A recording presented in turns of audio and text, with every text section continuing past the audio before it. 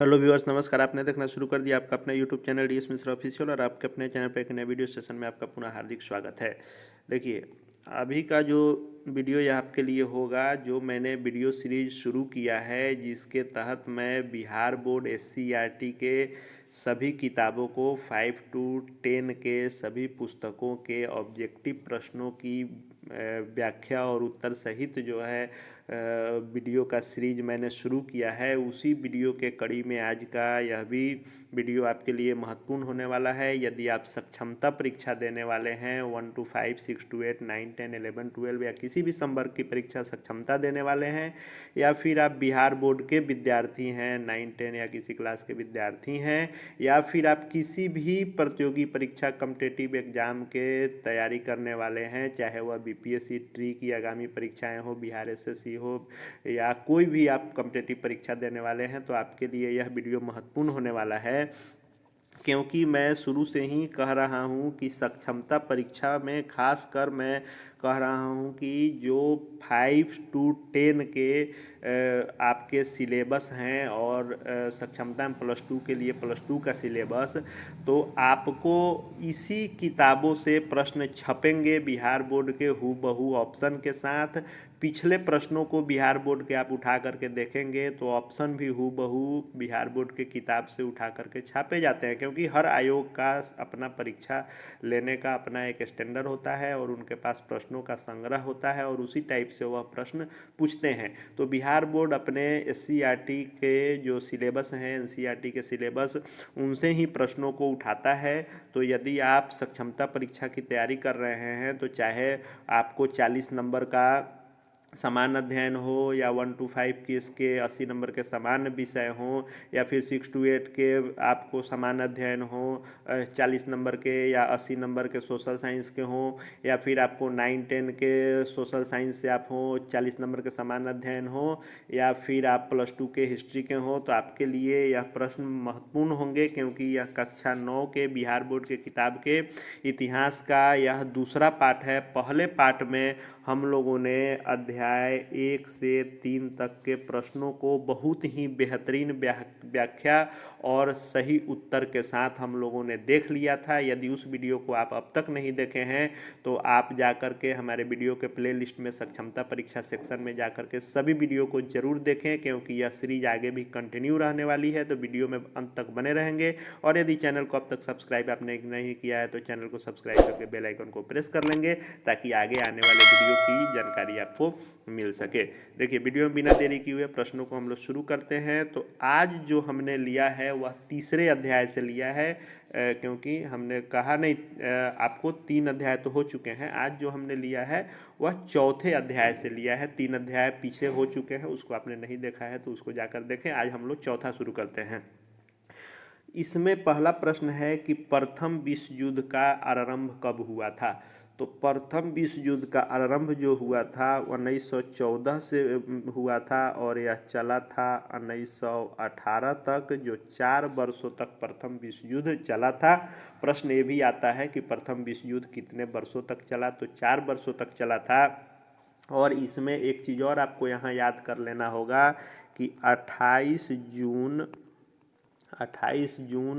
1914 ईस्वी को, कब, तो 28 जून 1914 ईस्वी को जो ऑस्ट्रिया के राजकुमार थे आर्क ड्यूक फर्डिनेंड, उनकी हत्या बोस्निया की राजधानी साराजेवो में हो गई, जो प्रथम विश्व युद्ध का कारण बना और उसी से प्रथम विश्व युद्ध की शुरुआत हो गई थी। तो मैंने कहा ही कि जो भी प्रश्नों को मैं लाऊंगा शॉर्ट व्याख्या के साथ, ताकि एक प्रश्नों के साथ साथ 3-4 और प्रश्न आपके क्लियर होते चलें। तो प्रथम विश्व युद्ध कब आरंभ हुआ था? 1914 में। कब तक चला था? 1918 तक। कितने वर्षों तक चला? तो 4 वर्षों तक। और इसका जो कारण रहा वह था कि 28 जून 1914 को ऑस्ट्रिया के राजकुमार आर्क ड्यूक फर्डिनेंड की हत्या बोस्निया की राजधानी साराजेवो में हो गई, जो प्रथम विश्व युद्ध का तत्कालिक कारण बना। कई सारे प्रश्न यहाँ से बन सकते हैं। इतने ही बातों को अगर आप ध्यान में रखेंगे तो यहाँ से आपको 7-8 प्रश्न बनेंगे, जिसका हल आप आसानी से कर पाएंगे।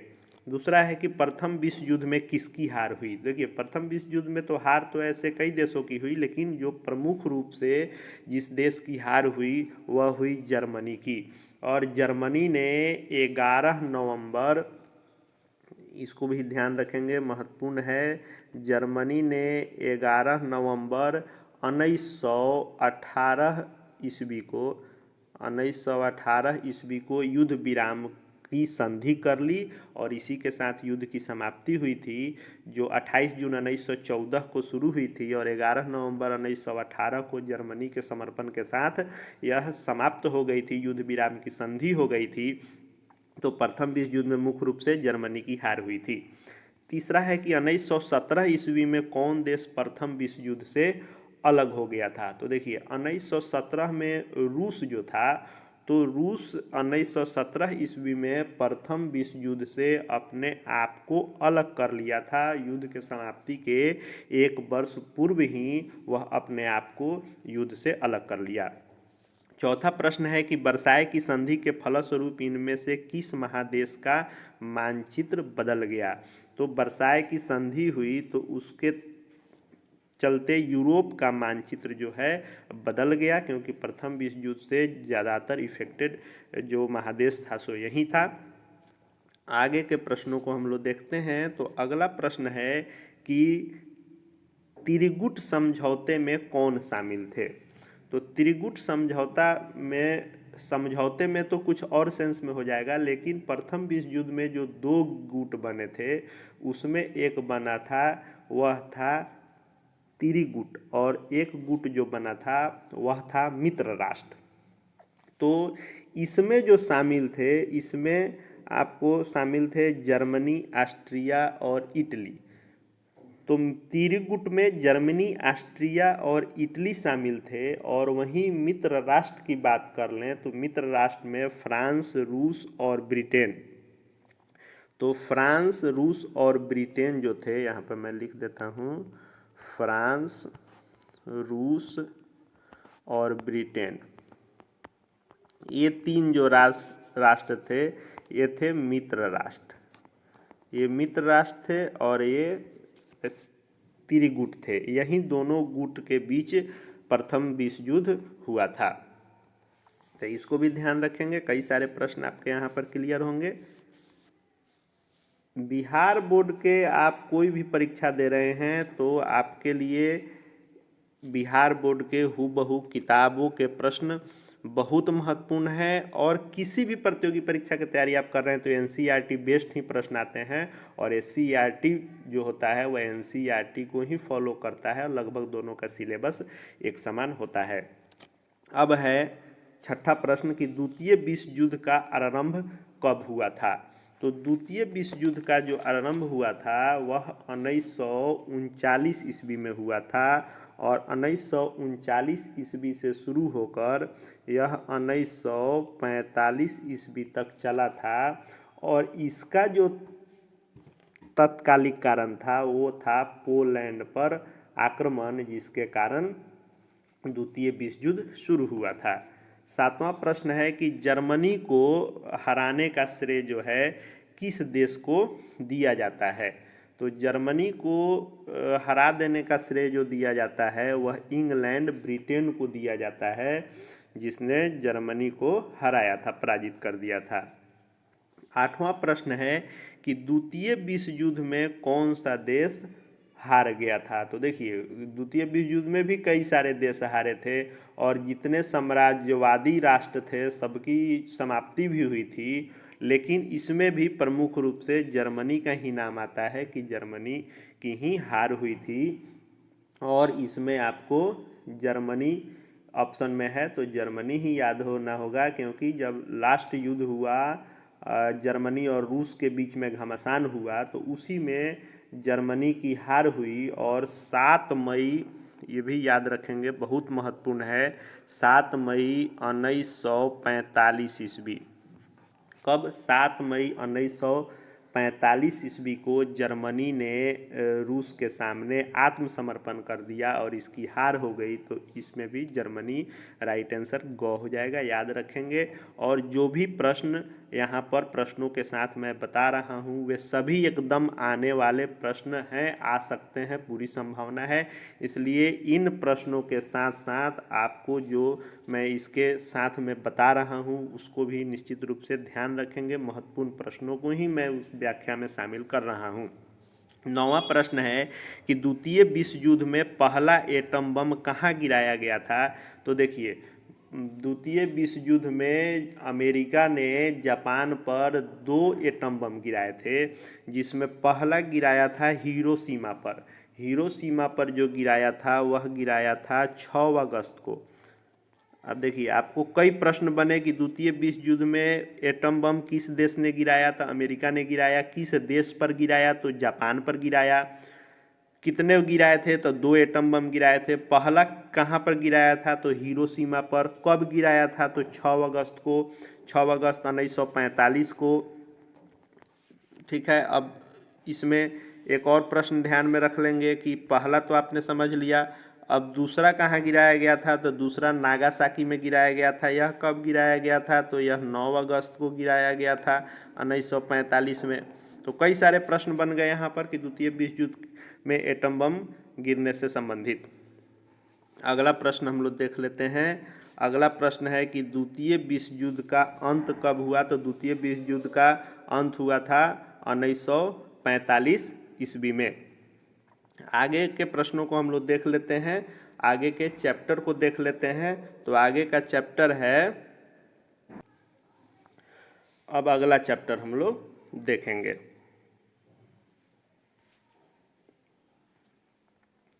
अगला चैप्टर है कि हिटलर का जन्म कहाँ हुआ था। तो देखिए, हिटलर का जो भी आप चीज़ें याद किए हैं या जानते हैं वह आप जर्मनी से संबंधित जानते हैं, लेकिन जब हिटलर का जन्म पूछ देगा तो हिटलर का जन्म हुआ था ऑस्ट्रिया में। ऑस्ट्रिया में एक जगह है जिसका नाम है ब्रौना। ब्रौना जगह है ऑस्ट्रिया में, और ब्रौना में ही हिटलर का जन्म हुआ था। कब हुआ था, तो यह हुआ था 20 अप्रैल 1889 ईस्वी को। ये भी ध्यान रखेंगे, हिटलर का जन्म कब हुआ, तो 20 अप्रैल 1889 को। कहाँ हुआ, तो ब्रौना में। किस देश में हुआ, तो ऑस्ट्रिया में हुआ। तो एडोल्फ हिटलर का जन्म 20 अप्रैल 1889 ईस्वी को ऑस्ट्रिया के ब्रौना नामक शहर में हुआ था। ये याद रखेंगे आप। अगला प्रश्न हम लोग देख लेते हैं। तो अगला प्रश्न है, नाजी पार्टी, यानी जो हिटलर ने जिस पार्टी की स्थापना की थी, तो उस नाजी पार्टी का चुनाव चिन्ह क्या था। तो नाजी पार्टी का चुनाव चिन्ह स्वास्तिक था। हिटलर ने अपनी आत्मकथा लिखी थी जिसका नाम रखा था मीन कैंप। तो मीन कैंप हिटलर की आत्मकथा थी, जिसको किसने लिखा था, तो इसको स्वयं हिटलर ने लिखा था। इसकी आत्मकथा थी, ये अपना खुद का लिखा था। और आपको यह बहुत ही मतलब इसको कह सकते हैं कि VVI प्रश्न है कि मीन कैंप किसकी रचना है, तो यह हिटलर की रचना है। चौथा प्रश्न है कि जर्मनी का जो प्रमुख औद्योगिक क्षेत्र था वह कौन सा था। तो जर्मनी का प्रमुख जो औद्योगिक क्षेत्र था वह रूर नामक स्थान था। कौन सा, रूर। इसको याद रखेंगे कि जर्मनी का प्रमुख औद्योगिक क्षेत्र जो था वह था रूर। और जर्मनी की राजधानी जो है वह होती है बर्लिन। और जर्मनी का मुद्रा पूछ रहा है, तो जर्मनी का मुद्रा है मार्क। लेकिन चूंकि अब बहुत सारे यूरोपियन कंट्री जो है यूरो मुद्रा को अपना लिए हैं, जिसमें जर्मनी ने भी यूरो को अपना लिया है। तो वर्तमान में तो यूरो है, लेकिन यदि यूरो ऑप्शन में नहीं रहेगा, मार्क होगा, तो मार्क ही लगाएंगे। जर्मनी की मुद्रा मार्क पहले चलती थी, अब वर्तमान में यूरो हो गया है। अगले प्रश्न को हम लोग देख लेते हैं। देखिए, अगला चैप्टर हम लोग देखेंगे, उसके पहले मैं आपको बता दूं कि जो यह मैं सीरीज शुरू किया हूँ यह आपको सक्षमता परीक्षा स्पेशल है और सक्षमता परीक्षा के सभी संवर्गों के लिए बहुत ही महत्वपूर्ण हो जाता है कि आप बिहार बोर्ड के प्रश्नों को देखें। और इसके अलावा मैंने भाषा के लिए भाषा 30 अंक की तैयारी के लिए प्रीवियस ईयर क्वेश्चन के साथ साथ अपने द्वारा बनाए गए सभी चैप्टर से व्याकरण के नोट्स से मैं आपके लिए वीडियो सीरीज लगातार ला रहा हूँ। समय का अभाव है फिर भी आपको बहुत अधिक सहायता करने की ऐसी इच्छा है, तो चैनल से जुड़ जाएं, चैनल को सब्सक्राइब करके और बेल आइकन को प्रेस कर लेंगे। और सभी जो सीरीज आते रहेंगे, भाषा का सीरीज भी आ रहा है और 40 अंक समान अध्ययन का भी सीरीज आ रहा है, और जितने भी छोटे बड़े लेटेस्ट अपडेट आ रहे हैं, परीक्षा कैसे सीबीटी मोड ऑनलाइन इत्यादि में देना है, सभी को आप जा करके वीडियो के प्लेलिस्ट में सक्षमता सेक्शन में जा करके देखें। वीडियो उपयोगी लग रहा हो तो लाइक करें, अन्य लोगों के लिए अधिक से अधिक शेयर करें। जितना सपोर्ट आपका मिलता है उतना आपके लिए अधिक करने की इच्छा होती है। और कमेंट करके बताएं कि और किस पर वीडियो आप देखना चाहते हैं। अगला चैप्टर को हम लोग देख लेते हैं कि अगला चैप्टर का प्रश्न है कि भारतीय वन अधिनियम कब पारित हुआ था। तो भारतीय वन अधिनियम जो पारित हुआ था वह हुआ था 1865 ईस्वी में। तो राइट आंसर इसका ख हो जाएगा। तिलका माझी का जन्म किस वर्ष में हुआ था।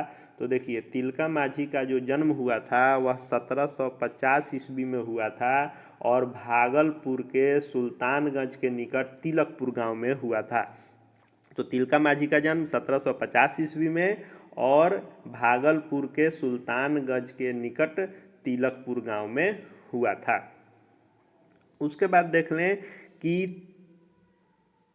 तमार विद्रोह किस ईस्वी में हुआ था।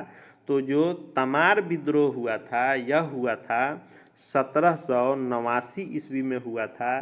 तो इसका राइट आंसर जो है वह हो जाएगा ग कि तमार विद्रोह हुआ था 1789 ईस्वी में। और एक प्रश्न और यहाँ महत्वपूर्ण आपके लिए हो जाता है कि किस जनजाति ने किया था।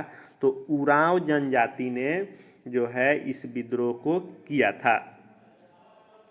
चौथा प्रश्न है कि चेरो जनजाति कहाँ की रहने वाली है। तो चेरो जनजाति जो है वह रहने वाली है आपको पलामू जिले की। राइट आंसर इसका हो जाएगा घ।